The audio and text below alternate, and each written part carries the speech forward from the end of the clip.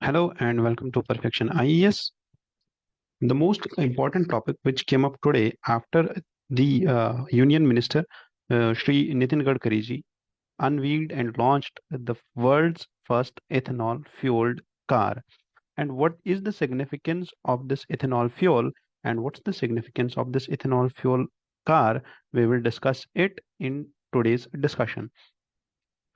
This will be world's first flex fuel car. It means that it's using ethanol and electricity both. This car, this is launched by Toyota Innova, which is a company of automobiles, and this car is a breakthrough when we talk about the clean fuel technology. Okay? The aim is to reduce carbon footprint and improve sustainability in the mobility sector. Done. So this car will help country to decrease its dependence on traditional fuel sources.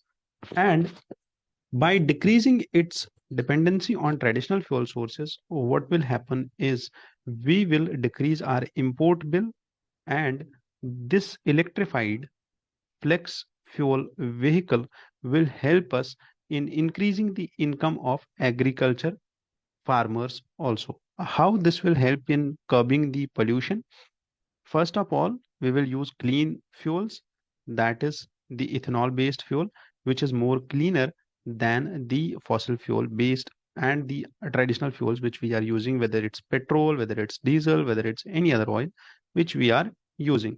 Second, it will decrease our import bill. Why? Because we have to import less oil or crude oil from outside now, because we can produce this ethanol in our country itself. This world's first BS6 Stage 2 compliant electrified flex fuel car, which was launched today, is fully based on ethanol only. So that is the breakthrough, and that is the key point here. That's why we are discussing this news. Now, moving further, how will it boost the agriculture? As I said, that it will increase the income of farmers, and in that matter, you can see that 20% ethanol blending in petrol will help country in saving 35,000 crore rupees annually as an import bill. Furthermore, this bill, which was the ethanol blending target, which was earlier set at 2022, is now being achieved 5 months earlier, which was achieved last month in India itself. Further, India is moving towards launching an international biofuel alliance also. So how is this biofuel being made and how is the ethanol blending being done? So simply the crop is taken from the farmer and then it's fermented. The purification happens and then the fuel which comes out of this fermented crop comes out as ethanol, and ethanol को blend किया जाता है normal fuel के साथ, whether it's petrol or anything. Then it's transported to the fuel station and then served to the vehicles which use ethanol blended petrol.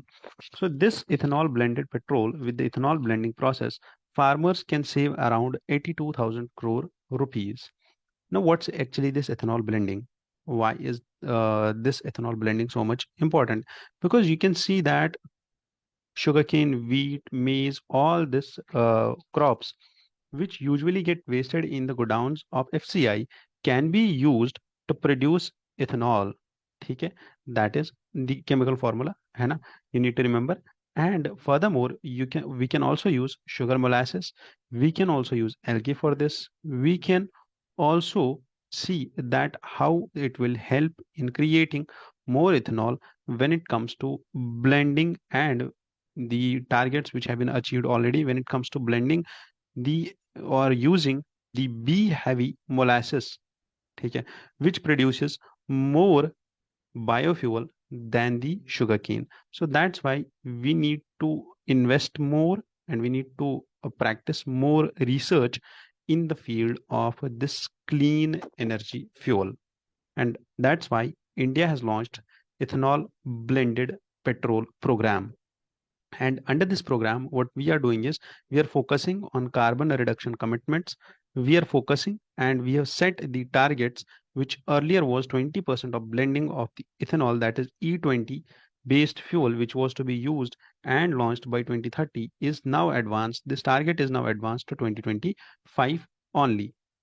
Then there is this roadmap which is being set for 2020 to 2025 for clean fuel transition. And this fuel transition through ethanol will be a phased transition. So in the first, what will be done is that India will start producing and increase the produce of ethanol from 700 to 1500 crore liters. Then further, it will also roll out E10. Then E20 will be rolled out by 2023, and its availability will be available by 2025. As you have seen in the past slide, that the target is set till 2025. For E20, the rollout material compliant and E10 engines will be launched. और engine launch होगा, productivity होगी, fuel होगा, then we will work for E20 tuned engines, and further water sparing crops, maize will be used to produce ethanol, and non-food feedstock will be used to produce ethanol. So this roadmap will help India to transform its economy and its mobility sector from traditional fuels to advanced biofuels. Then this advanced biofuel, the 2G fuels, will have to be encouraged, and there has to be more to be done in the research and development of these second generation fuels, biofuels, and advanced biofuels. At the policy level, floor price has to be set for the ethanol, and its availability has to be ensured across India. Further, future proofing of the automotive industry has to be done so that we adopt to upcoming fuel variants of this biofuel, that is E85 and E100, है ना, जिसमें 100% the vehicle will be based on ethanol only. I thank you for joining in here with me at Perfection IAS.